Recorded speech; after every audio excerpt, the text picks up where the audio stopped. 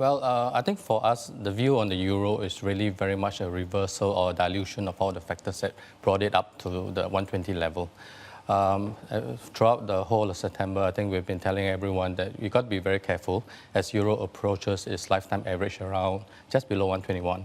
So, basically, the German elections was more important. And also, the far right came back in. Unlike the French elections. And I think the overriding is still the monetary policy. I think the ECB has made it very clear that the euro is currently too strong. And I think for the market, they keep looking at the euro spot. But I look at the NEER, or the nominal effective exchange rate, which has gone back up to the 2014 levels when they first started talking about deflation to push for QE. So in other words, if you look at NER, then the ECB, I think a reference to that reflationary forces have displaced deflationary ones. I think that is more or less priced in. So I think the market at this point is long, and is probably going to struggle. And they're watching very closely, I think, the US story again. But I think after last year's Trump rally, right. They'll be a bit cautious about getting too enthusiastic as well. Okay, Phil, ECB is something that Rob and I were talking about earlier, and depending on how this Spain situation, Catalonia, does play out, this could, and I emphasise could, delay normalisation. Would you agree? I don't think it's going to be a big enough factor to reverse. I think his bigger concern. So late October ECB meeting. That's still yes, a live. That's still a live meeting. Correct. Is it? I think he was supposed to announce last month, but because of strong euro, decided to push it out. And I think for the euro players, I think they are mindful of this. So, and I think when it comes to the taper, we have to bear in mind that the Fed is now starting what they call quantitative tightening. So between the ECB's taper announcement, after you get the announcement this month, the next announcement is probably going to be about at least 6 months away. Then I think for the Fed, the tightening pace, is every 3 months.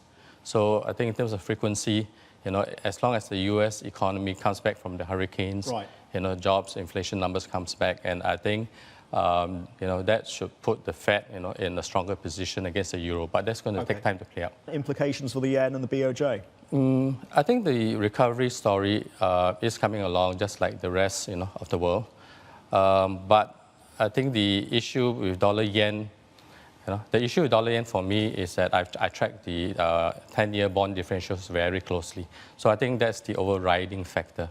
So occasionally we do get North Korea, and we do get, the dollar-yen going down, as a safe, from people looking for yen as a safe haven.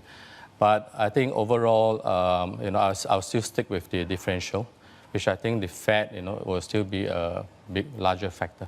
Rob, do you think that the BOJ could ever actually pull away from its QQE programme? Is there ever a circumstance under which they could embark on the sort of policy that we're talking about potentially for the ECB to start later this month?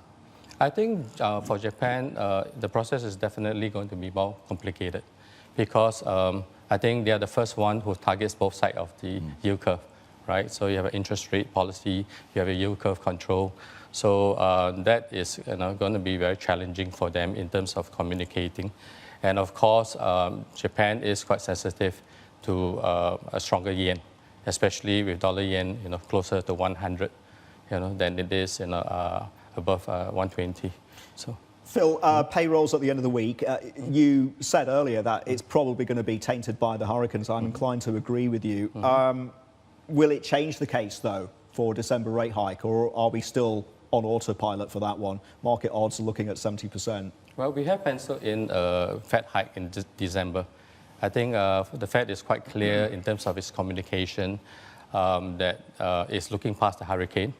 It is looking for inflation to head back, towards 2% again. Oil prices are back up higher. I wish WTI is higher. Brent is already back at the year's high. So, but I think the Fed, in terms of the inflation concerns, it has reflected it more in its long-term forecast. So it's been bringing it down from above 3% to now about 2.5%. I think that's the most important differentiating factor. Markets keep thinking in terms of the next hike, but the Fed, in terms of inflation, is actually moderating at the longer term spectrum.